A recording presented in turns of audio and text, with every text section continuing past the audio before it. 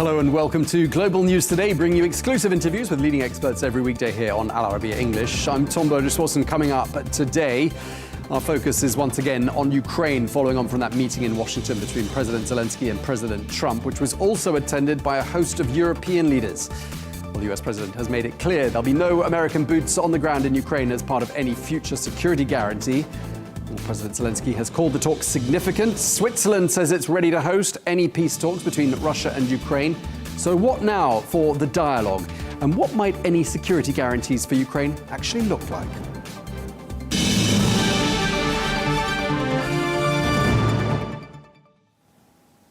Hello and welcome to the programme. We begin with the latest on a meeting of the so-called Coalition of the Willing earlier on today, which includes around 30 of Ukraine's allies. Well, co-hosted by France and Britain, those talks aim to secure long-term security guarantees for Ukraine. Well, the discussions have been moving quickly, fueled by signs that the Ukrainian President Volodymyr Zelenskyy and the Russian President Vladimir Putin could finally meet face-to-face. Well, if that happens, it would mark their first meeting since Russia began its invasion more than 3.5 years ago.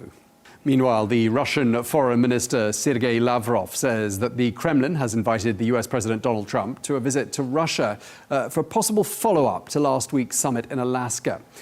Well, Lavrov also made it clear that his country would not commit to a meeting between President Putin and Ukraine's President Volodymyr Zelenskyy, but he didn't rule it out either. So the question is, will these two leaders eventually sit down face-to-face? Well, despite the Kremlin's refusal to commit to a direct meeting with Ukraine, the US President Donald Trump says he has sort of set up a meeting between the Ukrainian president and the Russian president, adding that at the end of the day, it is up to both leaders to, quote, call the shots. Well, let's get more on this now, and we can speak to Volodymyr Omelyan, who's a former Minister of Infrastructure of Ukraine and a former diplomat who joins us now from Kemer in Turkey. Thank you so much for taking the time to speak to us. We heard your country's president, Volodymyr Zelenskyy, describing Monday's talks with President Trump and the European leaders as being significant. What was most significant, do you think, about those talks and what emerged from them as far as Ukraine is concerned? Thank you, Tom, for inviting me. Definitely, discussion in Washington went much better than it was in Alaska, I have to say, because we received a lot of controversial stories from the summit between Trump and Putin. And in case of Trump meeting Ukrainian president and leaders of European Union and United Kingdom, a long discussion took place. Definitely, it's not the end of the story, but I hope the beginning of the end, that we will be able to negotiate peace and with the support of our allies to reach the peace. But everything is very fragile now. And if to compare with a life story, it's like being happy or being right in family. We have to be very conscious. I mean, obviously, as you were saying, Ukraine wasn't alone in those talks. There were the leaders of a number of other countries, mostly European countries, there in the room as well. How important do you think it was to have them there? What sort of role did you see them playing by being there? Because it's about Europe, not only Ukraine, and it's about the West, not only Europe. And definitely, European countries do understand this threat coming from Russia, that whatever Putin says, it will not end with Ukraine, because he promised many times many peace deals and signed a lot of bilateral or multilateral documents, and Kremlin ruined all of them. That's why when we together, and it's a common decision elaborated by all participants, we hope that it will be enough pressure on Russia to stick to the arrangements.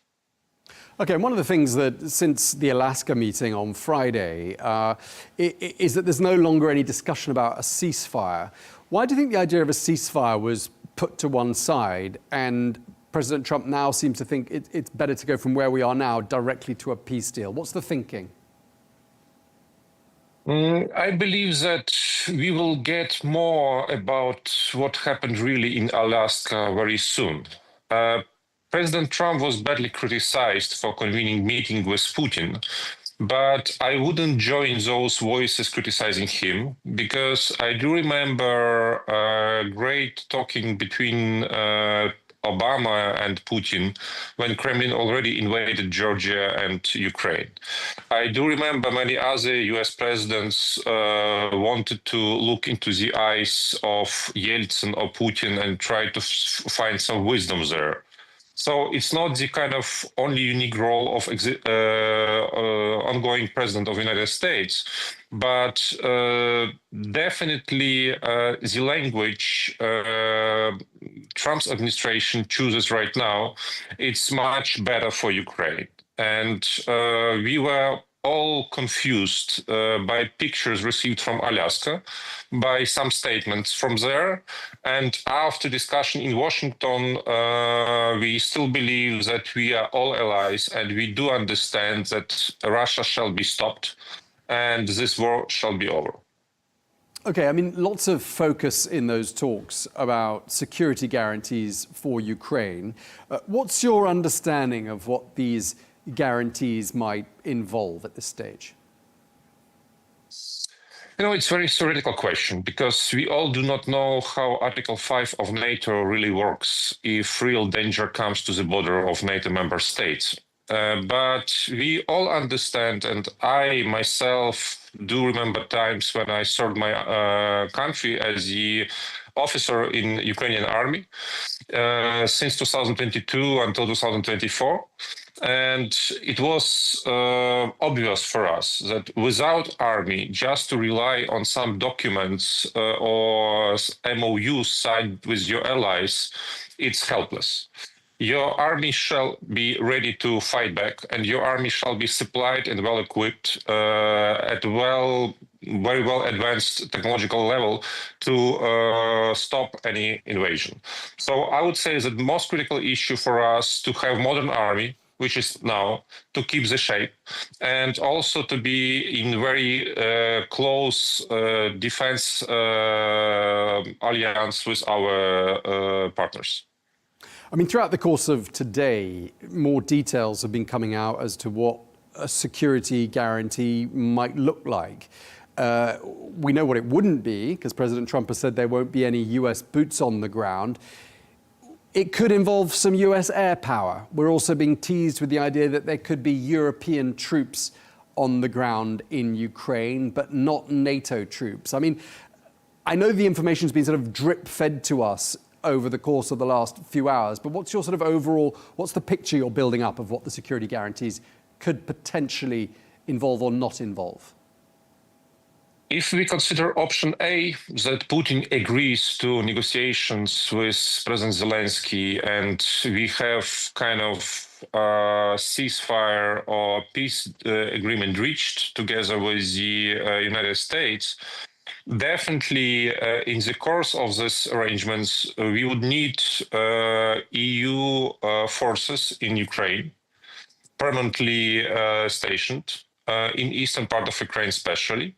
And we have already some commitments coming from Germany, from France, from United Kingdom.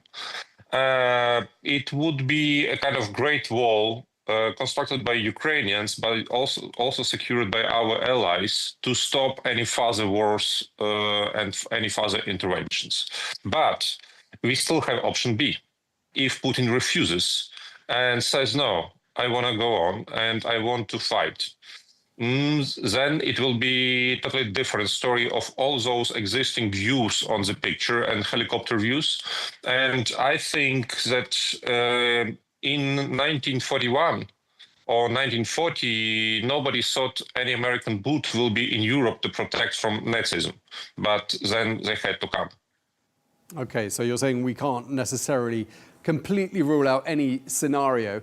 I mean, one thing that everyone seems to have forgotten about, and it just occurred to me in the last day or so, no one is talking about that minerals deal that was signed a couple of months ago between Kyiv and Washington. And wasn't that supposed to be the security guarantee that the United States was offering Ukraine at one stage? That's why exactly why when I said there were a lot of documents signed, and in the past we had a Budapest memorandum when nuclear weapon was taken away from Ukraine under direct guarantees of United States, China, Russia to secure our independence and to protect Ukraine. Then there were around 30 memorandums signed with our allies, especially in defense and security area.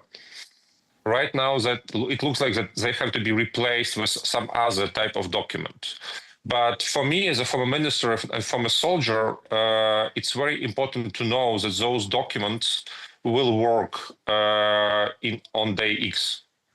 Because as a former bureaucrat, I perfectly know that sometimes you will always find some excuse not to help or to avoid stress for your own country. Okay, so you're saying that basically anything that's on paper up until this point is likely to be superseded by further agreements that will sort of eclipse them in a way. Absolutely, absolutely.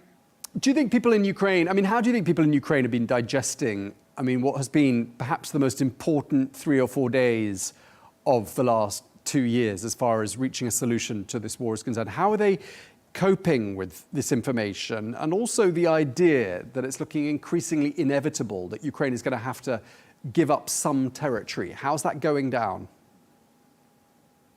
Obviously, we are very highly emotional right now. And all those days of war, which started in 2014, so it's 11 years already. And for us, it's a crucial moment because we fight not only for our independence, but also for our values, which are democratic ones, and for standards of life and for standards of ruling countries, not by dictators, but by freely elected effective management and leaders. And in our case, to hear the news that we shall get our territory to Russia, give our territory to Russia more than it's occupied right now, it was really a shock. Because we presume and we know that Russia attacked us. Russia took our land. And Russians killed our people. And right now we are at the stage of negotiating with murder, telling him that, okay, take this part of Ukraine and do business as usual with all others. I think it's a very bad scenario for the whole world, because it means that tomorrow, for example, China attacks Taiwan, Philippines, or any other country in the world, takes 20% of its territory, and then come back to business to be trading with the whole world. I don't think it's appropriate. Okay, it sounds to me like you think and you feel that your country has been somewhat let down. Obviously, your country was invaded, but now feeling let down by the conclusion to this war, or what looks like the conclusion to this war by its allies, notably the United States and to be honest, the collective West. And not yet, because it didn't happen yet. And without support of our allies, it would be dramatically difficult to fight Russians. But we all would like to know the price of the peace. Because if the price is too high and we lose our future, there is no peace of this kind supported by Ukrainians. Okay, well, we're going to have to leave it there. We're out of time, but really appreciate you speaking to us. Volodymyr Omelyan, former Minister of Infrastructure. Thank you for having me. Thank you for your time.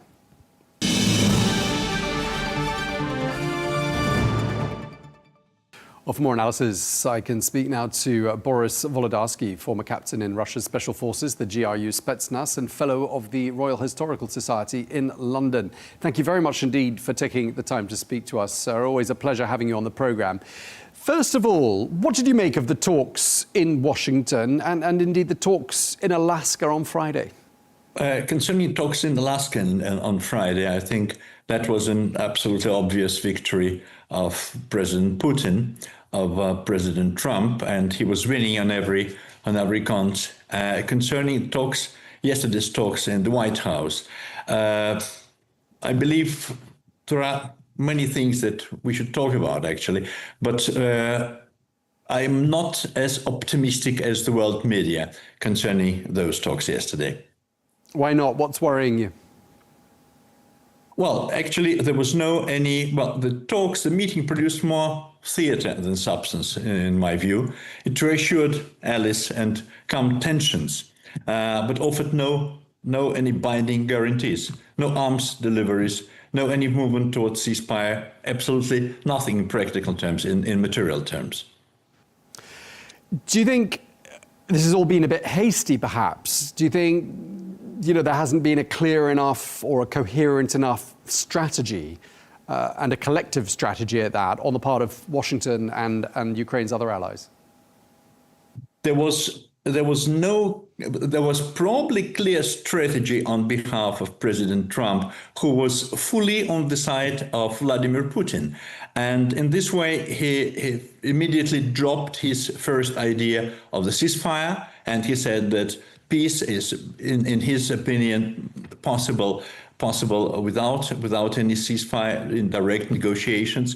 He was trying to position himself as an indispensable deal maker, while remaining a rather doubtful channel of negotiations, because actually we see that in all those 3 years he was not able to do absolutely nothing, and he failed in his talks with President Putin, who insisted on his point of view, in his position. He never changed in a single way his position. So Russia remains where it was in 2022. Trump was not able to do absolutely anything. He's trying now to put the whole weight of the decision, of the outcome, on President Zelenskyy and partially on European allies. So you're basically saying President Trump hasn't obtained a single concession from the Russians? Absolutely, this is correct. He has not obtained absolutely anything from Russians. And what he did immediately after they started talking in the White House, he immediately called Putin and reported on everything what was going on, which I think was quite shameful.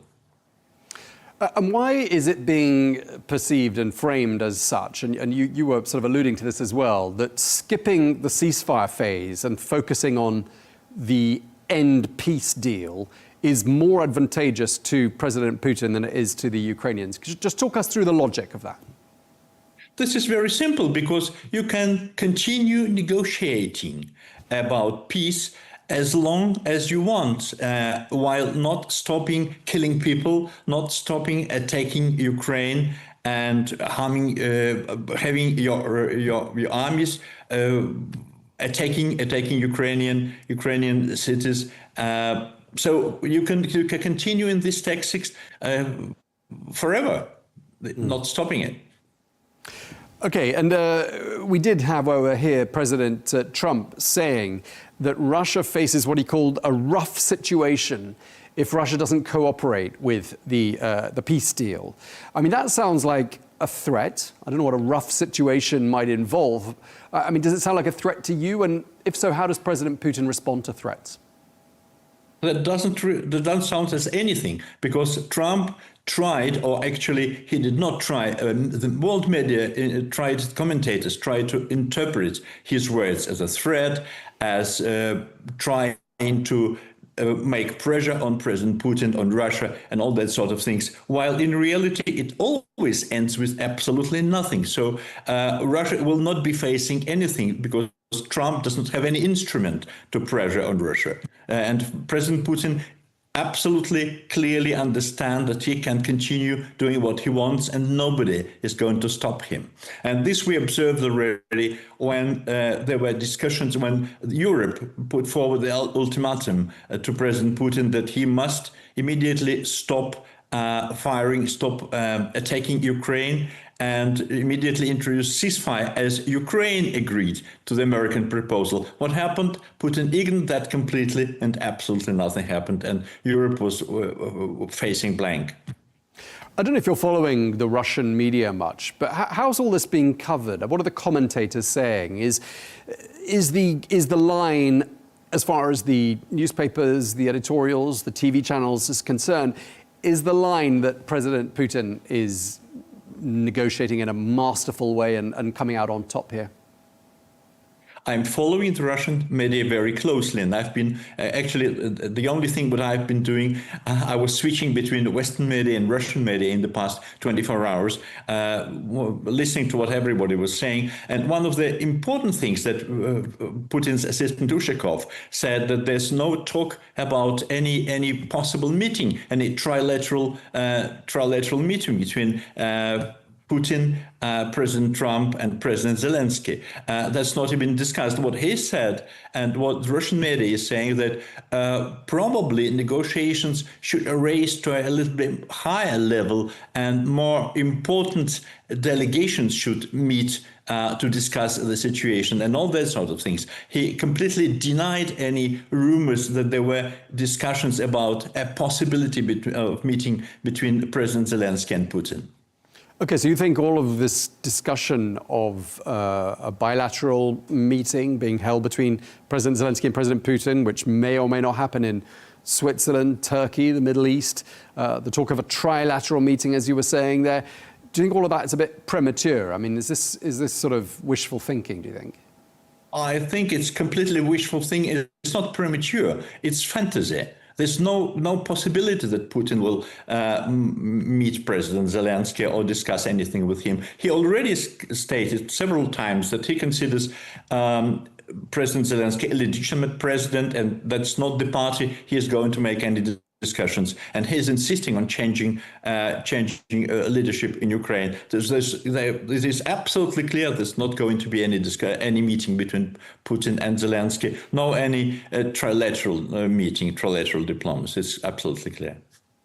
But don't you think, I mean, if I were in Mr. Putin's situation, I mean, what I would do if my goals were his goals would be to go along with this peace effort here and then try to bring about a political solution in Ukraine whereby someone who was more pro-Moscow was installed to replace President Zelensky, and then pick up from there when that man was or woman was installed, and then start trying to take over Ukraine or more of Ukraine once someone more sympathetic was in Kyiv. I mean, what's wrong with that as a strategy for Mr. Putin? Putin considers Ukraine as part of his turf, and he considers that Ukraine must be completely taken over by Russia and nothing else interests him. He tried this diplomacy, the one that you described before. He tried that with installing President Yanukovych for a short while, but we know what happened to Yanukovych, and we know the result was Maidan and a complete of regime in Ukraine. And everybody knows that Putin cannot install any puppet of his, because the Ukrainian people would not tolerate that. Okay, well, when it comes to tolerating things, I mean, how likely is it that President Putin would tolerate any of the security guarantees that are being discussed at the moment? I mean, the US saying no US boots on the ground, but possibly European boots on the ground, and possibly US air support. Is any of that tolerable for Mr. Putin, do you think? I don't think there is any realistic security guarantees that exist, and I do not think that neither the United States nor Europe can offer any security guarantees. We remember the situation of the Budapest Memorandum of 1994 very well, and there was the United States, Great Britain, Russia, others who tried to present guarantees, and there were no more guarantees than today. Today, any government, neither the United States nor Europe, can present any security guarantees. So what are you talking about, really? Okay, all right, so security guarantees are fantasy, bilateral talks are a fantasy, trilateral talks are perhaps an even greater fantasy, therefore. I mean, where do you see things heading to, therefore, from here? Have these diplomatic overtures during the last 4 or 5 days made any difference whatsoever?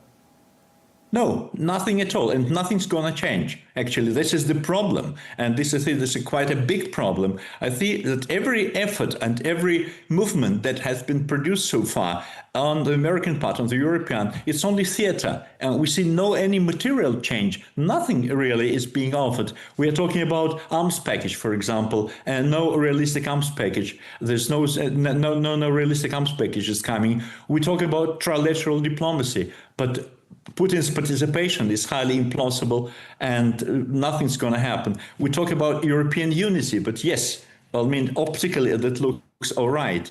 Displays of solidarity are also all right, but without any binding enforcement mechanism. They have any deterrent value. We talk about ceasefire or peace, and it was not even part of the negotiations. Neither ceasefire nor peace. That was not any outcome. If anything, the talks confirmed that the parties remain as far apart as they have been for 3 years. That's what we have today. Okay, so what happens then? How do you see events unfolding between now and, let's say, the end of the year? By the end of the year, Putin will continue attacking Ukraine, will continue killing people, bombarding Ukraine, and President Zelenskyy will continue to do as much as he can, put all his efforts to beg the United States to take any realistic steps to press on Putin, and will ask his European allies to help him in this way. That's what's going to happen until the end of the year. I'm quite sure about it. Do you see a point at which President Trump starts to feel his pride has been dented and that he's been taken for a ride by President Putin and that he's not going to stand for it? Perhaps he then will lose patience and do something dramatic. Could that be an outcome? I don't think so. I think that President Trump remains under complete influence of President Putin. We're not talking about his being a KGB agent or he's being recruited. This we dismiss, of course. But he's under the spell of Putin, which is quite clearly the case, and he's not going to do anything against Putin or against Putin. The best way for him would be to drop out and say, okay, it's not my war, as he's saying now, it's Biden's war. So you two remain, and you two, that means Putin and Zelensky, and you must decide how you continue this situation, and I'm getting out of it. That's the only solution which I think he might at one point offer. Okay, if that happens, obviously it's down to the Ukrainians, obviously, and the Europeans who are concerned about their continent and concerned about what Mr. Putin might have in mind in the next chapter of warfare on the continent. Together, do you think the Ukrainians and the Europeans can handle this on their own? Can they fend off Russian aggression?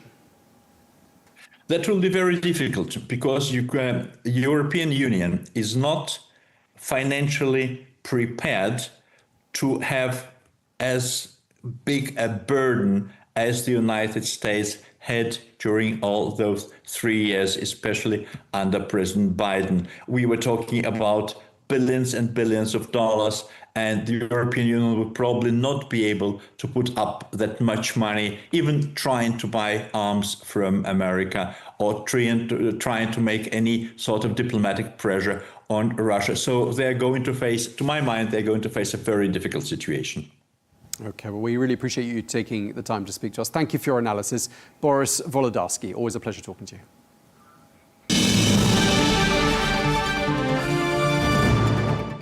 Well, let's get more perspective now. We can speak to Carla Sands, who is a former US ambassador to the Kingdom of Denmark, Greenland and the Faroe Islands, who served under President Trump. Ambassador Sands, thank you very much indeed for joining us once again. Always a pleasure having you on the programme. I mean, just looking at how things unfolded at the White House on Monday, I mean, a starkly different scene, tone, mood to what we saw in February. How do you think everyone got on? It seemed like they got on very well, Tom. I mean, it seemed like Volodymyr Zelenskyy came to the White House not to fight, but to work with Trump. And you could see a completely different atmosphere. All those leaders from the European, from EU, from Western Europe, were all working together as one with President Trump. What a difference. And what a difference strong leadership from the White House makes. I think they will get a peace deal because they're all working in the same direction. It's not going to be easy, though, Tom. Yeah, I mean, we're going to come back to where we go to from here in just a while, because I want to pick up on some comments our earlier guest from Russia was giving to us. But before that, I mean, just looking more at what was done on Monday, I mean, we heard Zelenskyy use the words thank you 9 times in the first minute of his discussions at the White House. He put on a jacket. Do you think that President Trump and Vice President J.D. Vance found him grateful enough this time? You know, when you go to meet with your banker, you do put on a jacket and you say thank you when you want a loan, right? And that's what it's been. The United States citizens, our taxpayers, have mostly funded this war. We've kept their government going. We've funded them with weapons. We've paid for their pensions and their government salaries. It's been a lot. And I think that it was a good show by Volodymyr Zelenskyy, but I do think that the American taxpayers do not want to spend more of their treasure in funding this war, that this will be Europe's responsibility to defend, help defend with boots on the ground, and help to, rebuild Ukraine, which has just been devastated by this war. Yeah, I mean, President Zelenskyy didn't show up on his own, did he? He towed up with a whole team of friends, friendly faces there. And we heard President Trump calling the Italian Prime Minister Giorgia Meloni a great leader with a long career ahead. He said he liked the French President Emmanuel Macron even more. Every time he gets to see him, he likes him more, or words to that effect. He complimented the German Chancellor Friedrich Merz on his suntan.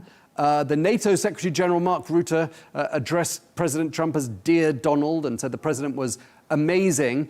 I mean, it really sounds like the Europeans were going, full throttle when it comes to flattery. I mean, do you think they all got on well? And did any of them do better than the others, do you think? Well, I think they were outstanding, as was President Trump. I think this is how the EU and US should work together, with kind words and supporting each other, growing our security cooperation and growing our economies. And I think this is the first step in really rejuvenating these relationships, which have been frayed. It's been very acrimonious between the EU nations, many of them, and the US. There's been strife between the net zero, the controls on the freedom of speech in the West, and a lot of other things, the unbridled immigration and allowing, violent extremists to be in their countries is really unsettling the West. And so if we can work together, our great nations, it's a huge trading bloc and the globe's most important security cooperation, because those nations are part of NATO. We were just speaking to a former captain in the Russian army who's an analyst on affairs of this kind, and he had a very different take on how things went in Washington. He said that the bilateral talks aren't going to happen. The trilateral talks, he said, were fantasy. He said that Putin had got everything he wanted and given up precisely nothing by way of concessions so far. I mean, what do you make of that? What has President Trump managed to extract from President Putin by way of a concession up until this point? Well, I think it's not simple. It's a little complicated, but I think that the threat of secondary tariffs on the Russian energy, on India, on China, there are European countries that are using Russian energy, those will really bite into their economies if they go forward. And President Trump is holding them, I would say, not even in his back pocket, but close. So that's the stick. But the carrot is, remember all those Russian businessmen that showed up in Alaska? They want to make Russia great again. They want to have trading relationships with the rest of the world. And they're so heavily sanctioned right now that the rest of the economy, not the wartime economy and not the, selling the energy maybe at submarket prices to China and India, those are all going fine. But the Russian economy is not growing the way it should. So those Russian businessmen pushing from within, and then the pressure from China and India, I think got Vladimir Putin to the table, and I think will get him to a peace deal. It's much better for the Russian economy and security not to be bleeding out in Ukraine. They've already lost 1 million men, and what have they gotten? Less than 20% of Ukraine. So it's not really a great showing. Why don't they build up their economy, rejoin the community of nations, have some better friends, maybe? They understand the threat of China on Russia. I mean, they do not want to become purely a vassal state of China, and that's how it's trending for Russia. I mean, there's been a lot of talk about security guarantees for Ukraine, and we'll come on to those in just a minute. But before we do, I mean, I think the last time we spoke was roughly around the time of the minerals deal being signed. And yet no one's mentioned the minerals deal at all in the last week or two. I haven't heard anyone talk about it, because that was supposed to be Ukraine's security guarantee, and now everyone seems to have forgotten about it. Where do you think it's gone to? I think it's a sidecar. They want to end the war. So ending the war is the most important thing. The rest of it is like gravy. But getting the war stopped, meaning stopping the killing. And I love that President Trump doesn't want people to die. He's a president of peace. I think he's the first U.S. president since Ronald Reagan that I've really seen that he doesn't want to get into foreign wars. And most Americans who voted for him really love this. We don't want to send our young men and sometimes women to die in war, but we don't want the world to be at war. So he's looking at a new kind of global order, I would say, where it's shared security because of trade and because of prosperity. And Russia rejoining the other trading nations in the region, Europe, the US, will greatly help Russia's economy. Ukraine being able to have a normal economy again. And I don't believe that Ukraine will join the EU. They will certainly not join NATO, not in my lifetime. But Ukraine also rebuilding their country. This is good for the world. And I think we can celebrate today. We should take a moment and just say, look, that meeting with Putin and Trump was on Friday. Yesterday, the world that's involved, the Western world leaders, and Zelenskyy met with Trump in the White House, in the Oval. It's never happened before in the history of our country that I know of, even during world wars. And then to see the progress that Zelenskyy and Putin will sit down and talk. It's so exciting. So I think we should enjoy the moment and be hopeful, and then also press our leaders that if you're living in the Western Europe, to support Ukraine and support the peace process and not the continuation of war. You're sounding a lot more optimistic than my earlier guest from who's a Russian national.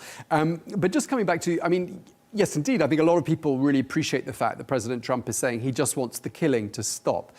But that being a premise for my next question, I mean, he seems to have allowed the idea of a ceasefire to fall by the wayside, skip that phase, and catapult directly onto the next phase, which would be a peace deal. And yet, in the meantime, a lot more lives are going to be lost because the fighting will continue in the absence of a ceasefire. Why do you think the ceasefire is no longer considered to be an important step towards achieving peace? Well, it's a great question, Tom. And even yesterday, I heard Merce speak up and talk about, we want to get to a ceasefire. I think President Trump went to ceasefire as the first step because the European allies were saying ceasefire. But Vladimir Putin said, no, I actually want to get to a peace deal. And I think that is a much more productive, ending is a peace deal, peace, negotiated peace. Neither side is going to get everything they want. It's going to be really hard on Zelenskyy to give up maybe some of the Donbass region. It would be hard for him politically. But the fact is, nobody's going to be happy when they come away from the table on this peace deal. No one's going to get everything they want, just as it is when you're doing a business deal, right? It's hard to do a big deal. And President Trump, having come from the real estate world in New York, where deals are hard, he understands this. You grind it out, sure, and it may take a few passes. Yeah, but I mean, this is different from a business deal. I mean, human lives are being lost. And while the mechanics of a peace deal are being established, which could take several months, even by conservative estimates, I mean, many, many more lives are going to be lost. Why doesn't President Trump insist on the ceasefire? He was calling for one last week. Then on Friday, he meets President Putin in Alaska, and suddenly he allows that one to go. And critics and skeptics are saying that suits President Putin very nicely. He'll just carry on with the war, and his diplomats will keep talking. But his soldiers are going to keep fighting Ukrainian soldiers, and lives are going to keep being lost. I mean, what do you make of that equation? Tom, you're right. I mean, it's tragic that thousands more young men will die because the war is continuing to grind on. I hope that Putin is genuine in his, saying that he wants to get to a peace deal. I'm cautiously optimistic that it's true. If it's not, Russia And the trading partners like India and China and others are going to get hit with the mother of all sanctions and tariffs that's going to be very disruptive for their economies. So my suspicion is that there's so much pressure on him from outside, and then the business people that really do want to have a good economy, a wholesome economy in Russia, not a wartime economy, that's the pressure also will make this achievable.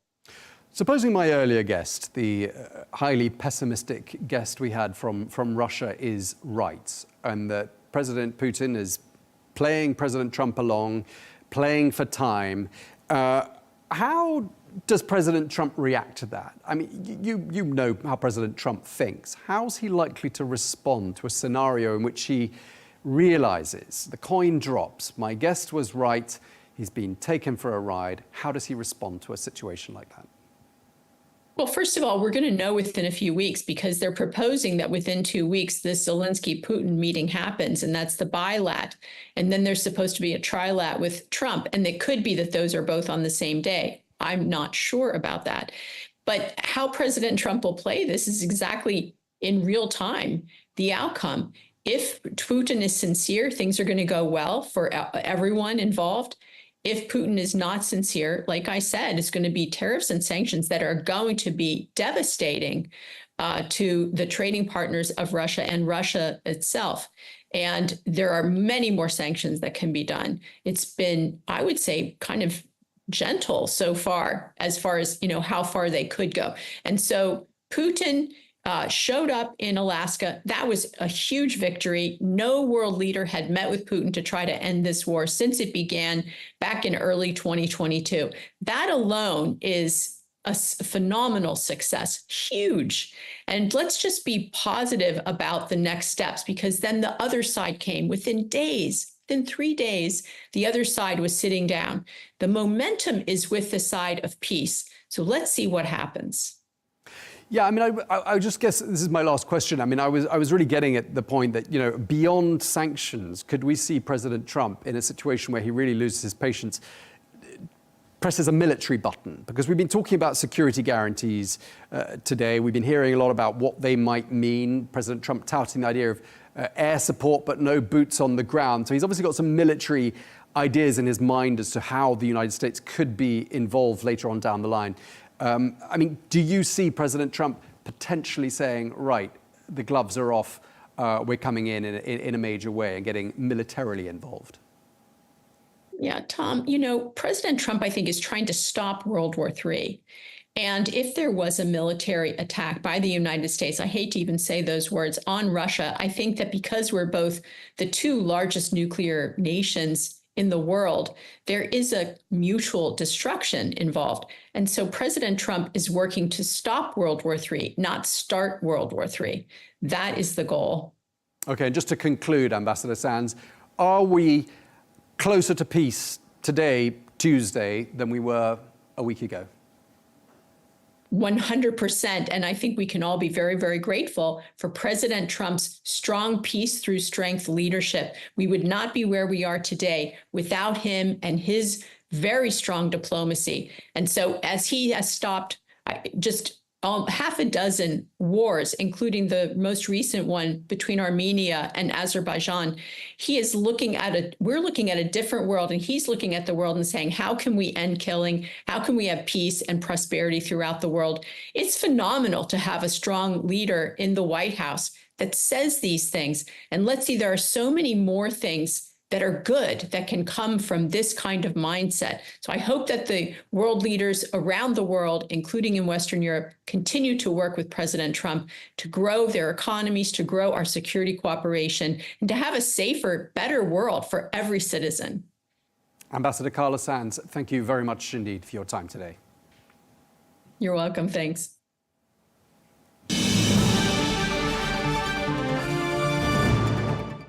Well, our final voice in today's programme is Dr. Stefanie Babst, former Deputy Assistant Secretary General of NATO, who joins us from Germany. Dr. Babst, thank you very much indeed for taking the time to speak to us. Always a pleasure talking to you.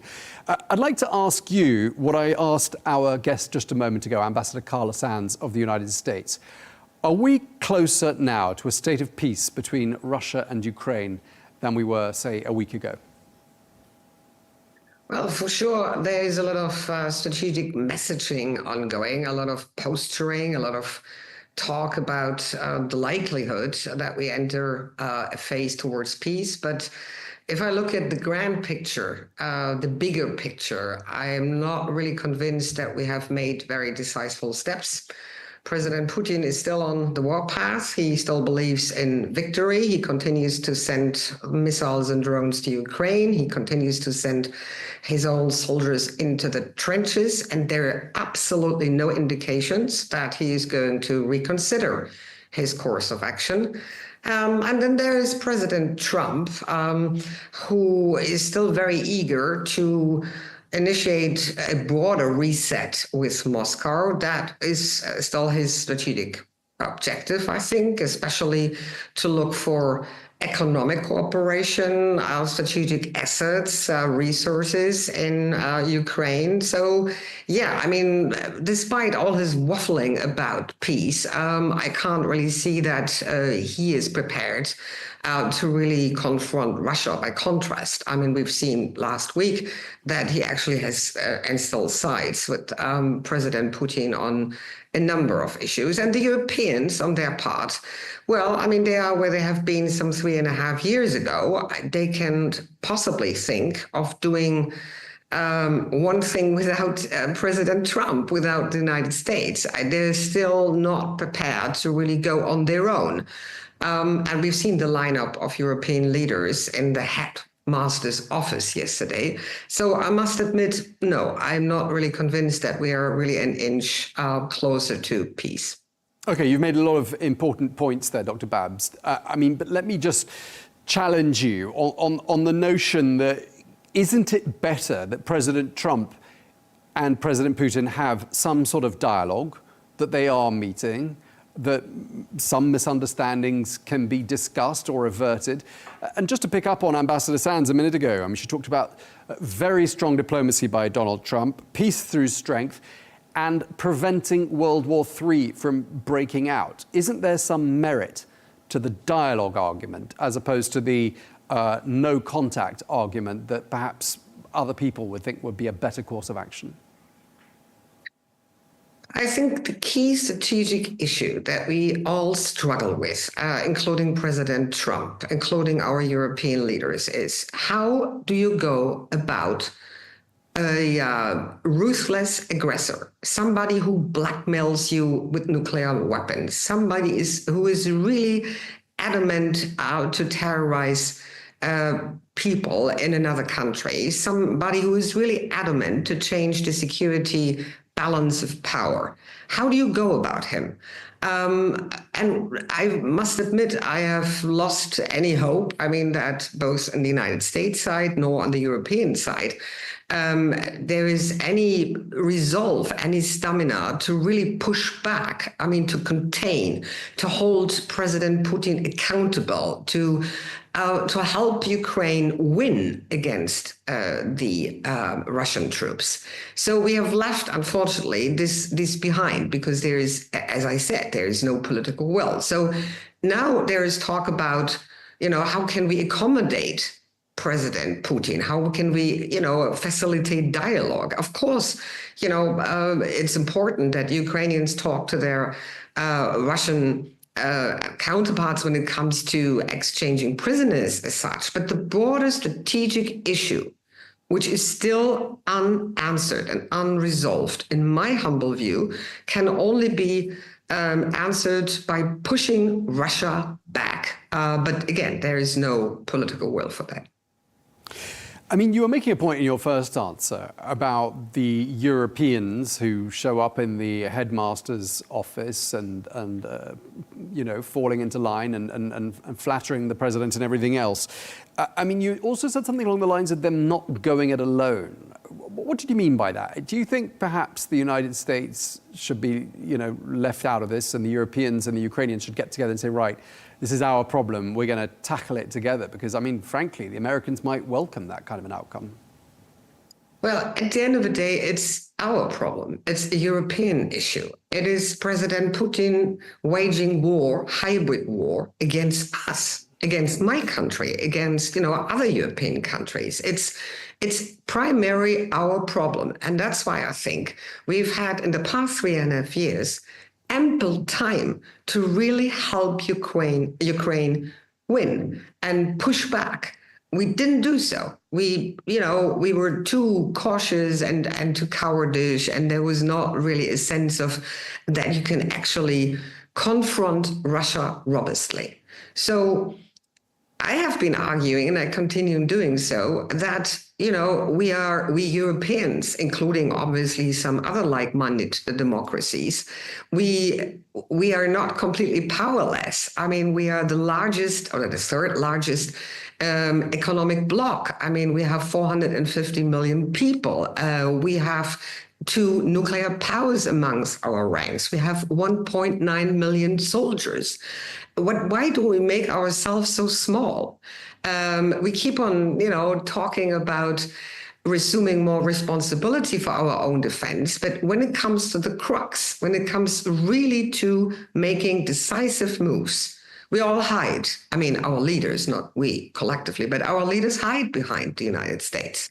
And the classical example of that is, the issue about security guarantees. This is on the table for at least a year. The coalition of the willing members have been discussing that back and forth in endless rounds of negotiations and discussions. So where is the European answer to providing security guarantees? So everyone seems to be yesterday completely relieved when President Trump said, well, you Europeans, you go first, you are on the first line of respondents, and then we'll help you. But he remained completely vague, and now he's saying that there will be absolutely no US boots on the ground, which is absolutely no surprise because it was obvious that he won't send them. Right, but in one sense, you're sounding a bit like President Trump in criticizing the European leaders for being, for lack of a better word, ineffectual when it comes to crafting a solution and finding a way out of this this quagmire. I mean, it does sound like you and him would agree on this one. Well, I don't think there's a lot we've agreed on, but yes, I do agree that Europeans have really failed in the past decades to live up to their promises, to spend more on defense, to become, autonomous, to invest into their own strategic interest and to really pursue them wherever possible. Of course, I mean, we could do this jointly with the United States, but we should not make ourselves so reliant, so dependent on them. And simply hope that by buying US weapons and let President Trump then start digging out Ukrainian rare earths and minerals and other valuable strategic resources, and we just provide what? We provide the cover for it.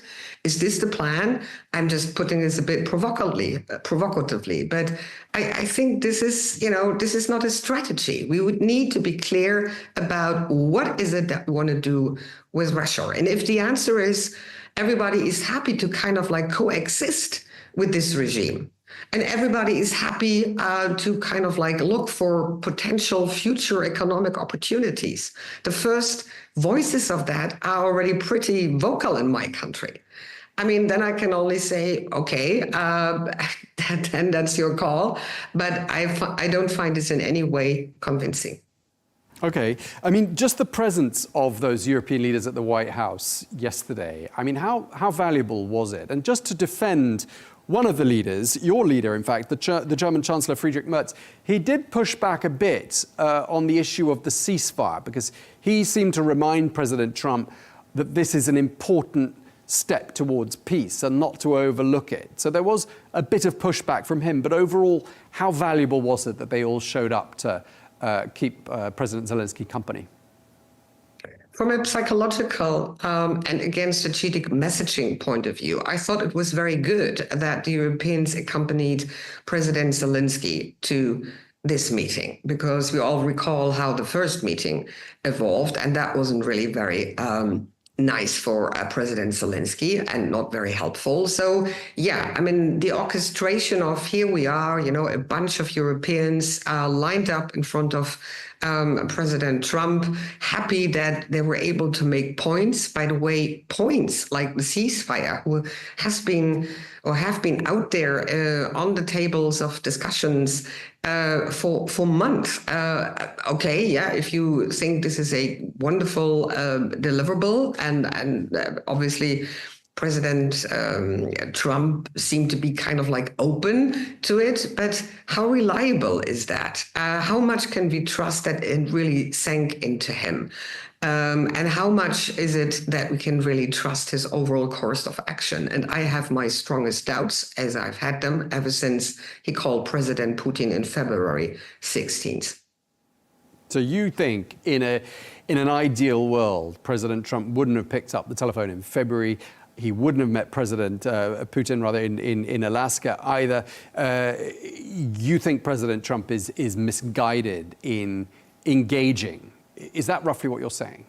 No, I'm saying that he is pursuing a strategic objective, an objective that he has set for himself, that his MAGA acolytes have set for themselves, which is, obviously the policy of Washington, which is to build the broader, space, build the conditions for a reset between the United States and Russia. And the reset is primarily focused on economic collaboration. It's focused on collaboration on tech issues. It's focused on collaboration in the field of energy and other strategic relevant resources and minerals. This is what the two leaders have in mind. And they already scribbled that down on a piece of paper in February, and have been working on that for the past 6 months.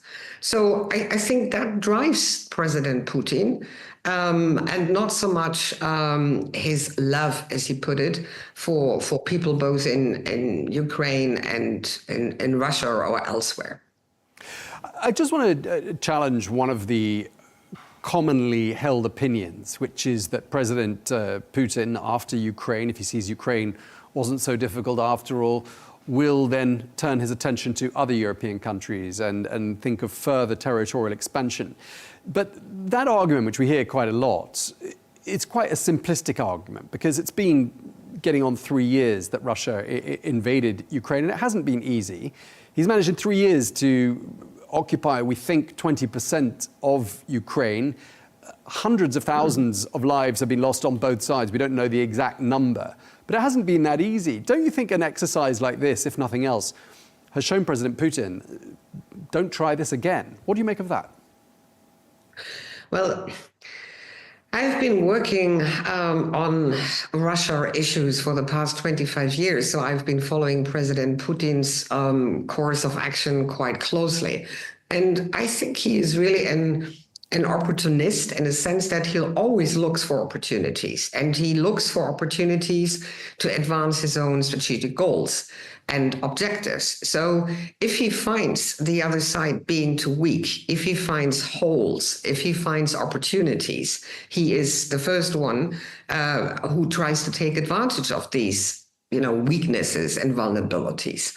And that's why he has also been so successful in launching a hybrid war on us. Again, this is nothing, which can't be and should be sidelined, because I think this is really quite big, what he does in terms of influencing elections and disinformation campaigns and big time cyber attacks and jamming and, the shadow fleet and all that. So, of course, he will continue testing us. Whether he will, as you have suggested, go in militarily, conventionally, another big style, I don't think that his calculus is that he must be, because, we have been, in his view, we have not really been a very challenging opponent, because we keep on paddling back and we keep on telling him that we are not prepared to confront him robustly. Okay, so you think he will continue to seek out opportunities and perhaps to prise open any gaps that he sees. I mean, overall, just to wrap up our conversation, Dr. Babst, I mean, how concerned are you about the overall security of the European continent?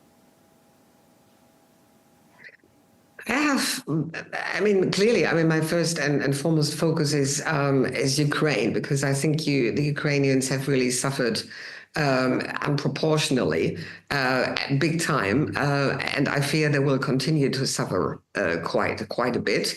But then again, I must admit I'm slightly optimistic if I look at the unprecedented level of their resilience, their courage, their smartness to really push back. So I think they will continue doing this regardless of what we decide here. At least part of civil society in Ukraine seems to be prepared to do so. But if I look at my country, if I look at discussions in other countries, I'm quite worried that we completely lack as societies. We lack the type of resilience and the type of resolve and stamina to really acknowledge reality, because I think the broader public opinion is still of the view that peace, whatever this means in Ukraine at some point, it could be and should be achieved, and then we could all go back into the sleep wagon. And I hope this will not be the case, because we really have a deadly serious adversary in front of us. And then I haven't even mentioned another big one, which is China, which perhaps could be the course of another conversation at a different stage. Absolutely. Well, we look forward to talking to you about China at another stage, as you suggested, and to continuing this conversation. Thank you very much, though, meanwhile. Dr. Stefanie Babst, a real pleasure talking to you.